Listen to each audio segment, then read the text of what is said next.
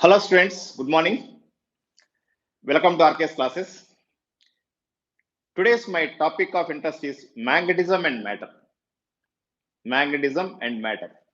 How the matter gets magnetic property. Okay. How the matter gets magnetic property. In the previous class, that is moving charges and magnetic field, what we learned is the source of magnetic field is moving charge or a current carrying conductor. A current carrying conductor is the source of magnetic field. That means you want to get magnetic property, there must be a moving charge. There must be a moving charge. Okay, so that's what we learned in the previous lecture. So let us start.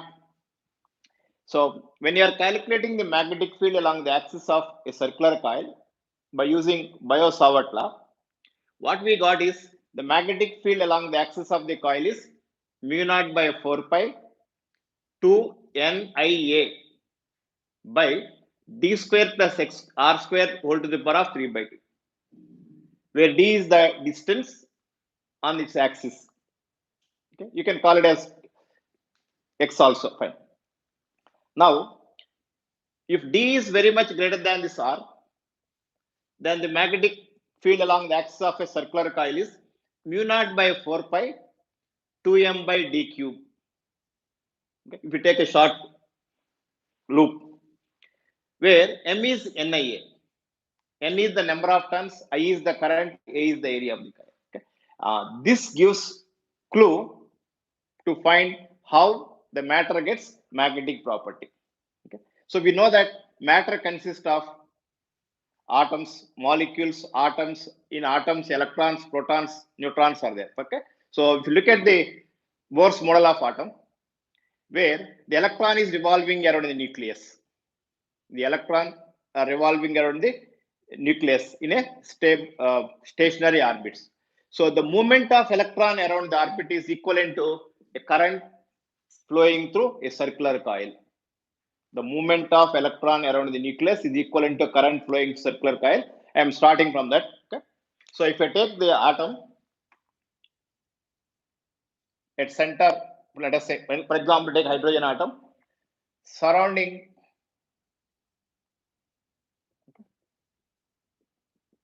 in a circular orbit of radius r, the electron, let us say electron is revolving with some velocity v.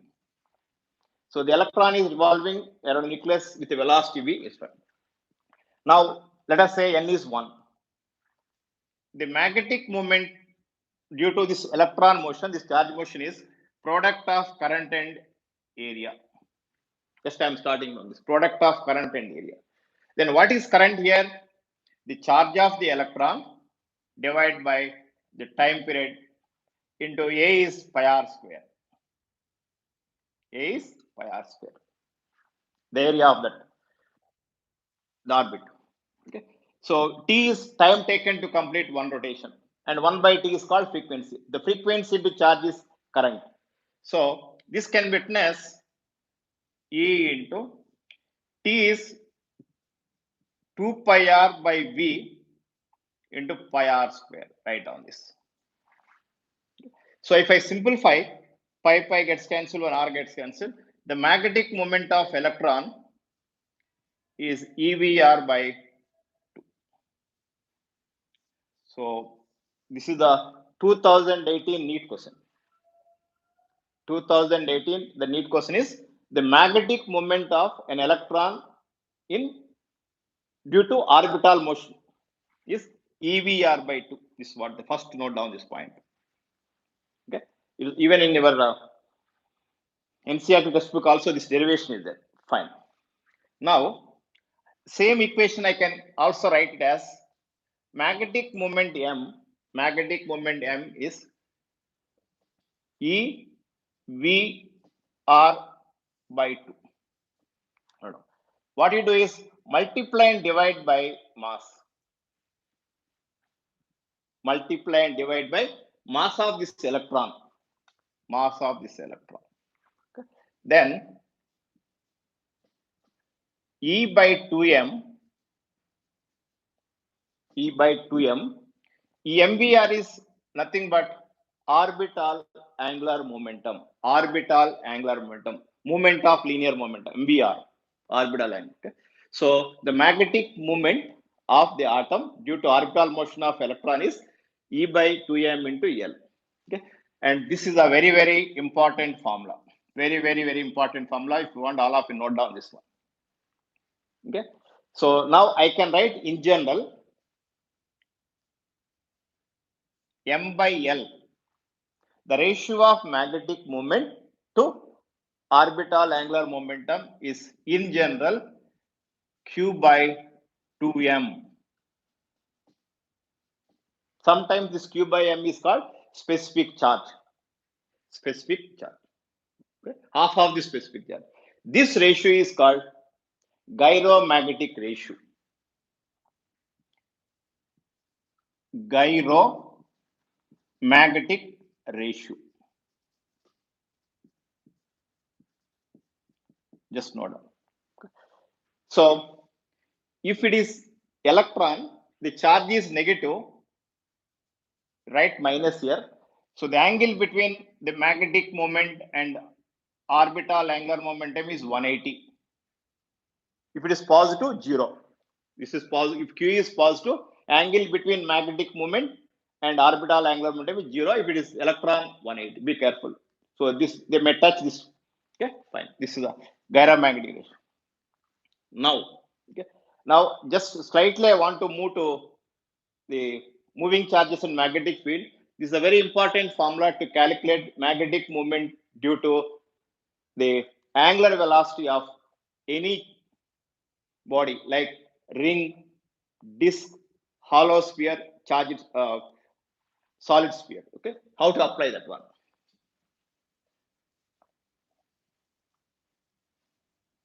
Okay. Now look at this. Suppose there is a disc. Okay, disc. Charge is distributed uniformly. Total charge is Q. Total charge is Q. Rigid body. This disc rotating with an angular velocity omega. The disc is rotating with an angular velocity omega. Okay.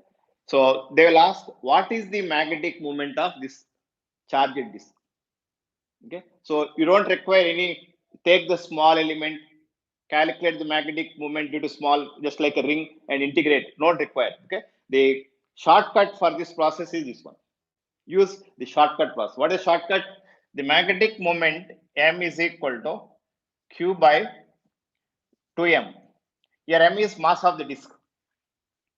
Mass of the disk.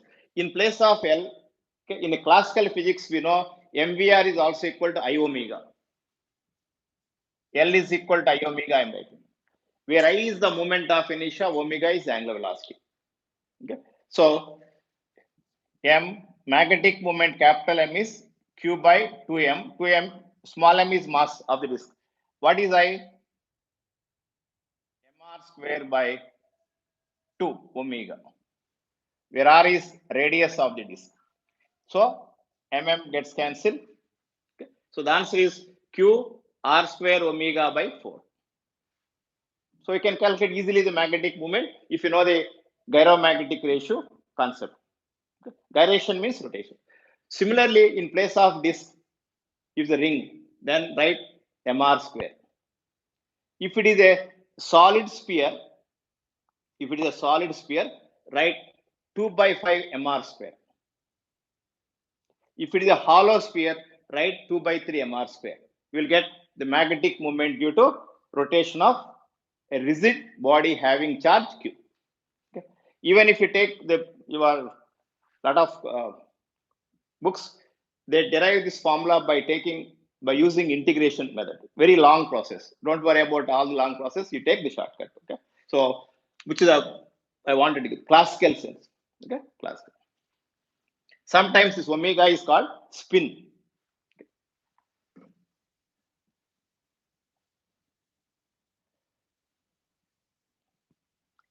Fine. Let us come to our again the atomic level.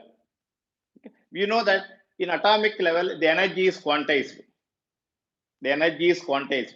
The angular momentum is quantized. Okay, we call this as quantum mechanics. Okay, so if I apply this formula, let us say magnetic moment magnitude E by 2m into, of course, this minus sign gives direction. In place of L, okay, according to your Bohr's theory, the orbital angular momentum is an integral multiple of h by 2 pi, quantized. It cannot take all the values. Okay, n h by 2 pi orbital. Okay, so atomic level orbital angular momentum. The quantization concept starts from this only, where n is principal quantum number. First orbit 1, 2, 3, 4. So the magnetic moment of the atom due to orbital motion of electron is n into EH by 4 pi m. I hope all of you are able to see that about second. EH by 4 pi m. H is Planck's constant. Small m is mass of the electron. Capital M is magnetic moment. Okay. Now, and it is a constant for any atom, because m is mass of the electron. And this constant, let us call Bohr magneton. Bohr magneton. Okay. So when electron is revolving around the nucleus in the first orbit, the magnetic moment of the atom is equal to, that is the starting point, is Bohr magneton. Just all of you write down Bohr magneton.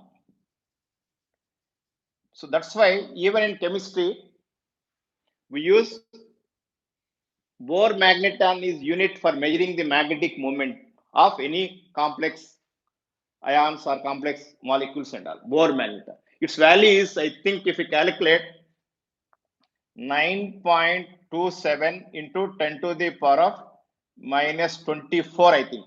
Of course, all these are given in your PUC textbook or NCERT textbook. Okay. Unit is ampere meter square. Okay. It is ampere meter square. Sometimes it is also equal to joule per Tesla. Joule per Tesla is also the unit of magnetic moment. Be careful. Okay. So this is a Bohr magnet.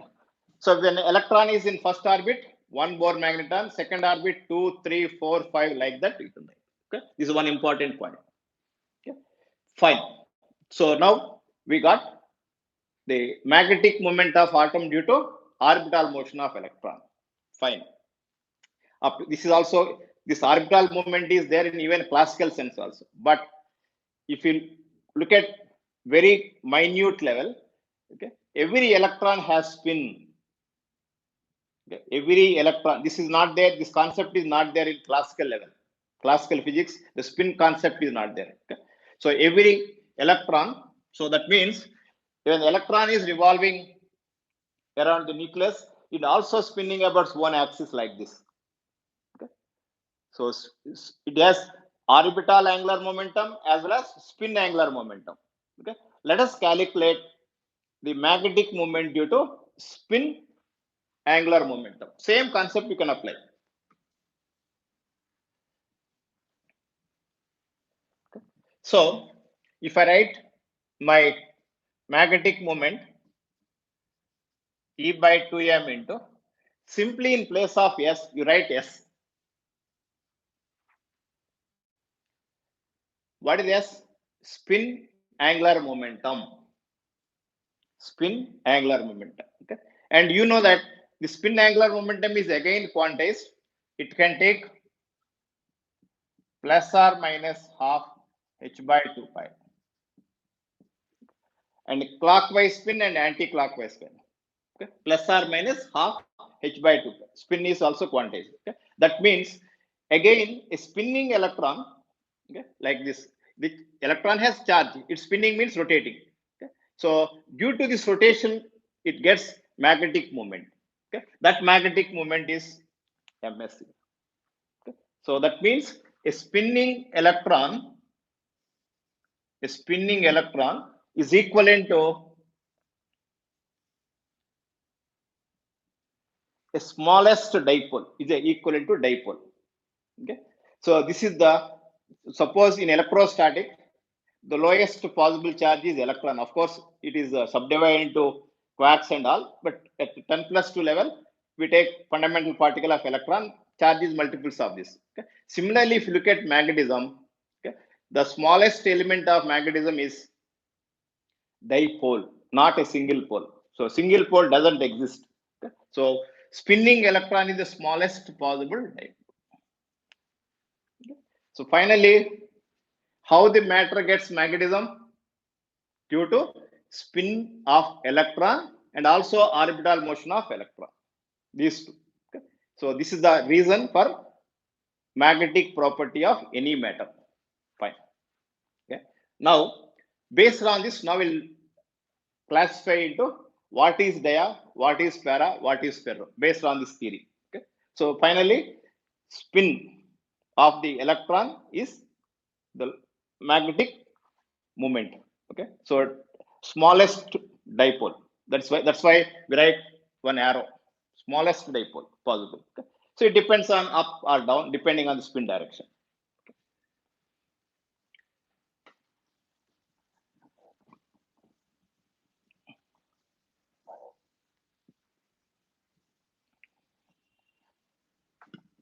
So if let us classify the magnetic materials. Okay. So if you look at in chemistry point of view, okay, they are the orbitals, okay, 1s2, 2s2, 2p6. If you look at the electronic configuration of, when I write this one, okay, spinning electron, spin. Okay. So when you have a paired, when two electrons are paired, one is clockwise, the other one is anti-clockwise. Okay. So now I have a two dipoles. Okay. One magnetic moment direction is south to north. Okay. And the total magnetic moment is 0 if they are anti-parallel. Magnetic moment is a vector. Okay. So when you have a paired electrons, there is no unpaired electrons. When you have a paired electrons, the resultant magnetic moment of this atom is 0. Let us say smallest element, that atom or molecule, 0. And this type of materials are called diamagnetic materials. Okay. In diamagnetic materials, because of pairing of electrons, okay, up with opposite spin, equivalent to two dipoles in opposite direction, resultant magnetic moment is 0. And this type of materials are called diamagnetic materials. So even for single unit, magnetic moment is not there. So the total sample magnetic moment is 0. Total sample, which contains many atoms. So that's what the idea. But in some materials, we have unpaired electrons are there. Unpaired electrons. So unpaired electron due to spin is equivalent to single dipole. Okay, that means it has dipole moment of that atom is not equal to 0. Okay, but if you look at as a whole sample, these dipoles, nothing but spins. Generally, they use the word spins or dipoles, arranged randomly, the resultant magnetic moment of the sample is 0, even though for atom is not equal to 0. So all the spins are aligned randomly. All the dipoles are, atomic dipoles are arranged randomly. The average of random is 0, sample 0. This is called paramagnetic materials. Paramagnetic materials. Okay, fine. But in some materials like iron, nickel, okay, then unpaired electrons are there. Unpaired electrons are there. That means non-zero magnetic moments are there. But in a given small region, all those dipoles are arranged in one order. All those spins are aligned in one order. Of course, this order confined to small region, not same throughout the sample. let's say it's iron piece. Okay, Sam. And this region is called domain. Just note down, the domain structure takes place only in ferromagnetic materials. Ferromagnetic materials, where there is alignment. Similarly, if you look at the other part of a domain, the spins may be in different direction. The atomic dipoles may be in different direction. Okay, this direction is different from this direction. Similarly, here, even it can have like this also. Even it can have like this. Okay, so different regions have different alignment. Alignment is there, but all the domains are not aligned in the same direction. Now, again, if I take the magnetic moment of this domain plus this domain plus this domain and this domain, vectorially add, the total magnetic moment again comes to 0. Remember that. The total magnetic moment of ferromagnetic sample, for example, iron piece, is 0. That's why in surrounding any iron piece, there is no magnetic field, even though alignment is there. Okay? So this is the alignment. Be careful about the domain structure. You may ask why there is alignment here, why there is no alignment. Okay, but if you go to a little bit higher level, this alignment is due to neighboring interaction. Okay, sometimes called exchange interaction. Okay, suppose you are good at studies, even your friend also good at studies. So both of together try to work out and you'll get more marks. Okay, that is alignment. Some sort of cooperation. Okay, so the field of one dipole aligns the second dipole. Like that, there is a correlation between the two dipoles in this type of materials. That is not there in para. That is not there in para. Okay, so dipole interaction is very less. Okay, it is not there. So that's why it's one. Okay, so why there is alignment means exchange interaction between the two neighboring dipoles. So that's what they ferro. Okay, this is what the story of. Okay, Thank you for watching the video. Please subscribe Dr. RK's classes for more important videos. Thank you.